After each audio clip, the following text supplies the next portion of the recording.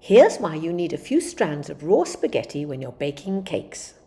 This is date bread, but it applies to any mixture that you cook in a loaf tin. Have ready a couple of pieces of spaghetti, raw of course, and this is better than the cocktail sticks because of course it's much longer, so when you press it in, it goes right down and then you can see if it's dry. If it's still sticky, the cake isn't done and needs to be put back in the oven. But now you can take it out, and I've used a sort of paper lining here, but I'm going to give you another idea later on. Now the cake is ready to be cut up, and just do it gently, and with date bread the thing is you're going to need to butter it.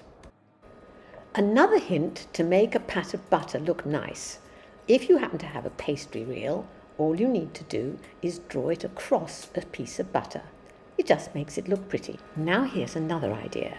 If you don't want to make your own piece of paper to line the tins, you can use one made by Tala. Here it is.